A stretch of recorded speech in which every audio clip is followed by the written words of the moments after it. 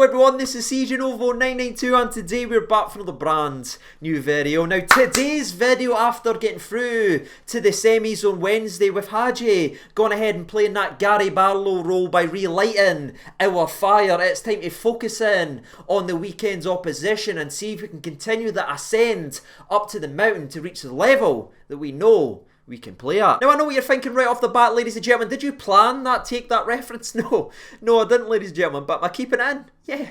But weirdness and all that to one side, there is a game of football to break down and talk about with you. So whilst we go ahead and do that, if you don't mind helping the old channel out by subscribing if you're new and hitting that like button, which is actually really important now with YouTube changing their policy and their protocol. So big channels get all the recommendations that get up on the home screens, and little channels like us, unfortunately, have been slapped down to the side. So any help would be greatly appreciated, and any support to help people find the channel to come on this roller coaster journey with us as we try and chase down 56k. But to the old oppositional preview we go, and we travel to a town, ladies and gentlemen, that, let's be honest, hasn't been kind to us so far this season. After a devastating 1-0 loss it did break our undefeated streak, we are going back to that place looking to set things right as we go ahead and face bottom of the league Dundee. Now, to be fair to Dundee, they of course share that bottom of the league position with Ross County, who has the exact same amount of points and the exact same goal difference with a -8 so early on in the season. But even in saying that, I think Dundee is exactly where a lot of us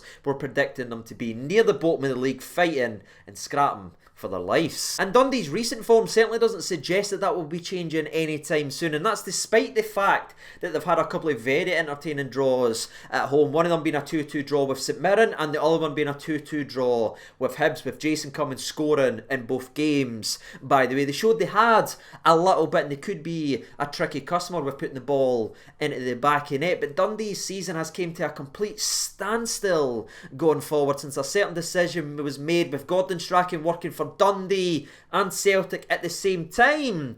By the way, that special partnership that's been brewed there for a little while facilitated the deal of Leigh Griffiths being loaned from Celtic to Dundee to help with the old goal scoring form. But ever since Leigh Griffiths walked into that football club, they haven't scored a goal at all, ladies and gentlemen. They dropped their top goal scorer for Leigh Griffiths and it's went the exact opposite. It's just not worked out. I mean, Leigh Griffiths has more police charges this season than goals for Dundee, and if I was a Dundee fan, I'd be fuming about that change, because they at least had something going forward until that deal was made. And the lack of goals really does sum up Dundee's season so far, in my opinion, as they've now went 4 games without scoring a goal, and hope that run actually continues tomorrow, by the way. But listen, they still line up in a 4-3-3, they're still creating opportunities, they're not parking the bus and sitting back and no creating, or no, they are creating opportunities, they just fall to the wrong person to put the ball into the back of the net. But something that I do want to talk about, and it's something that I've kind of touched on a little bit throughout today's video, is their actual home form, because so far in the league, that's been their one positive of their season so far. They are yet to lose in the league so far at home, with a couple of draws that we've already mentioned and a couple of hard-fought 0-0s, etc. and that as well. They're getting absolutely battered for pillar to post away from him, but at home so far in the league, they've been very resilient and very hard to beat. I mean, it's only just this past Wednesday in cup football that they finally lost a game at home this season, as St Johnstone went to Dundee, then they came away with a battling 2-0 win, where it did go back and forth. There was chances for both time, but finally there was a loss at home for Dundee, and I hope that run continues tomorrow as we go ahead and make it back-to-back home defeats. That would be very nice. And if I'm honest with you, that's all really good to say about Dundee coming into this game of football. They've not given me too much to actually break down and discuss, but what you need to know again is the 4-3-3, which I imagine against Rangers especially tomorrow, Jordan McGee will be the one from the midfield that drops in to make that a back 5, so watch out for that. He'll maybe go forward a couple of times to be a hard tackling midfielder, but I think when we're on the attack, he should drop in to that back line and make it a 5 across, and they'll try and make it as difficult as possible to have a wee shot. But something we obviously need to talk about, and I kind of touched on that earlier on, but Leigh Griffiths obviously has had a police charge as of this morning, and again, as far as I know, the only thing that's been said about this is officially from the police confirming that he has been charged. There's been no statement from the SFA, there's been no statement from the SPFL, there's been no statement from Dundee, so it is up in the air whether or not Leigh Griffiths will be able to play tomorrow. But just in case you missed it and you don't know why he's been charged, it's because in that game on Wednesday versus St Johnstone, he kicked a pyro back back in to the crowd, which is obviously very, very dangerous because you're not guaranteeing it to hit it back to the person who threw it on or anything like that. It's just a stupid, reckless incident by a guy that's continually made stupid and reckless decisions. And honestly, I've got very little time to even mention him. But that's it, ladies and gentlemen. That's all I really know about Leigh Griffiths. Is so far he is eligible to play in this game tomorrow, but he has officially been charged by the police. And I do think it's very strange, by the way, that all these media puppets and everything like that sit there who were very, very vocal when Alfredo Morelos done this when he was getting subbed off versus Celtic. Remember that? That was a threatening action to the crowd. You remember that for the weeks and everything like that? Everyone was out there, your Hartsons, your Suttons, your Stewarts, they were all out there talking blah, blah, blah, blah, blah, blah when Morelos done this. They were all talking when Ryan Kent done a goal celebration. It was a threat to the crowd, but every single one of them has been muted when Leigh Griffiths has kicked the pyro back in to the actual crowd. Honestly, you'd have to be Columbo to find anybody actually willing to step up and talk about this incident the same way they'll talk about doing this or doing this. And that's baffling, and it's a sad state for this country. But even though my OCD is really killing me right now that I can't tell you whether or not someone from the starting 11 in the most recent game is going to be playing versus Rangers, I don't have any more information. Maybe it will come, so scroll down and check the comment section. If there has been anything said, I will let you know. But that's all I've really got to say about Dundee. Hard tackling, and for the most part they are a big honest side who have been creating chances and maybe being slightly unlucky, but they do make it very difficult at home. So again, we're going to have to continue what we've done in that last game on Wednesday versus Livingston. That's been very, very sharp with our chance creation and clinical in front of goal. But let's move away from Dundee and let's get to the Rangers side of today's video then, shall we? Because I've got to be honest with you, I feel like a weight's been took off my shoulders since Wednesday, not only because we got that cup voodoo, like Gerrard can't get by the cup quarterfinals anymore or anything like that, all that pish that was out there and getting pedals being moved away, but it's not just that, it was the real level of performance in that second half, and the moment that I think all of us here as Rangers fans have been waiting to see, and the moment was provided by Hagi. Because how many times have we sat here, me and you, this season and said we've been waiting for a spark, it's going to come eventually, and when that spark comes it should just light us ablaze and we should just take off. Well, I truly believe, and I might just be being naive and everything like that, but I truly believe that spark was given to us thanks to Hagi on Wednesday, and I'm just expecting us to continue to pick off and build up to be the team that we know we can be. Because if you look at it, ladies and gentlemen, right, we sit atop of the league. We have reached a further stage in the Cups competition than we did last season, despite being undefeated, etc. And for me, we're playing about 50% of what we're actually capable of. We can crawl our way back up and get back to what we can be. Can you imagine what we could be doing this season in the old Scottish football? Thought of that just honestly gets the old plums pumping, troops. I'm starting to feel it for really the first time this season. I'm starting to get into it, and I just hope tomorrow in the first 45 minutes we didn't go ahead and lay a goose egg like we did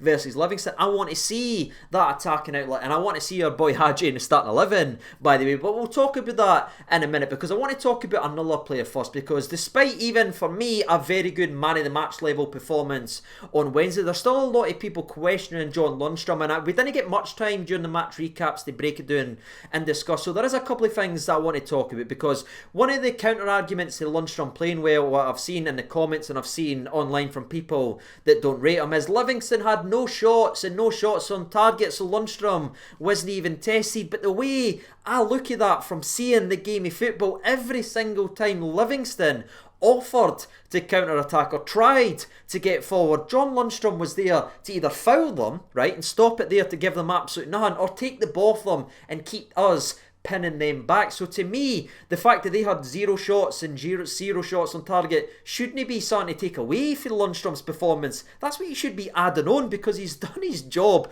of being a holding midfielder to break up play. And for me, we've not had that player that's capable of doing that job since Ryan Jack was playing for us, and that's genuinely the way I look at it. I think it's very, very reminiscent, because I go back to when Jacko used to do that job, and I saw people saying he doesn't offer none, he doesn't do none, but then we appreciated when he was gone for so long what he offered to the team. And for the first time I really saw a guy that's able to dominate physically in the middle of the park, doing that Davis role as well by keeping the passes going along. And listen, with everything I'm saying so far, I'm not saying Davis needs to be dropped away for the squad and that's him dead and buried or anything like that. Nah. ladies and gentlemen. What I'm saying now is we have someone that's capable of offering this Rangers team something similar to what Davis has done, and that's control in the middle of the park and keeping us with a fit ball. And if Lundstrom can keep playing at that level of performance, that means he can be rotated in more and Davis can be rotated out more to keep him fresher for the games that we really need him, because we shouldn't be playing him 3 times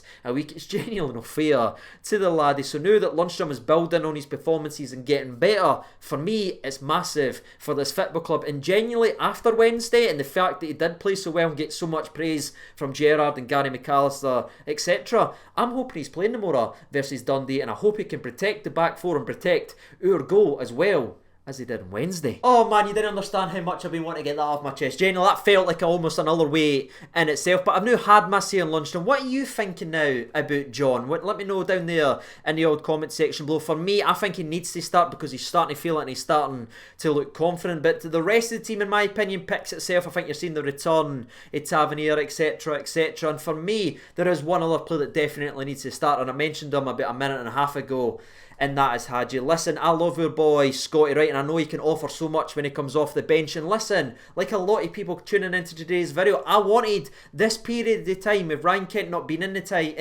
side, to be Scott Wright's opportunity, and he was going to take it and he was going to show he was able to handle the burden of a Ryan Kent's creativity and being the man. But so far, ladies and gentlemen, he's not been able to do it over 2 games, and I know it's just 2 games, but this is Rangers Football Club and you need to get proactive and you need to take the limited chances you're given. Look at Hagi. He was given 1.5 minutes on Wednesday to show what he was all about, and he went ahead and took it, and from there we just built and built and built. So for me, the front 3 needs to be Hagi, it needs to be Roof, and it needs to be our boy Alfredo Morelos, and that's the way I would run it. Might be harsh on Scotty Wright, but it's a results business, ladies and gentlemen, and that boy Hagi just brings results. Alright, as we've already had 3 preview videos in the last 7 days, and I thought I'll keep this one very, very short. That's been the oppositional preview, that's been the Rangers conversation, and that has been the latest Rangers team news. Again, if anything else drops, I'll let you know down there in the old comment section below. But before we do wrap up today's video, I want to know your predictions for this game. Now, I'm going to be honest, I finally got one right, troops. Not only the 2-0, but my 2 goal scores, so I'm feeling good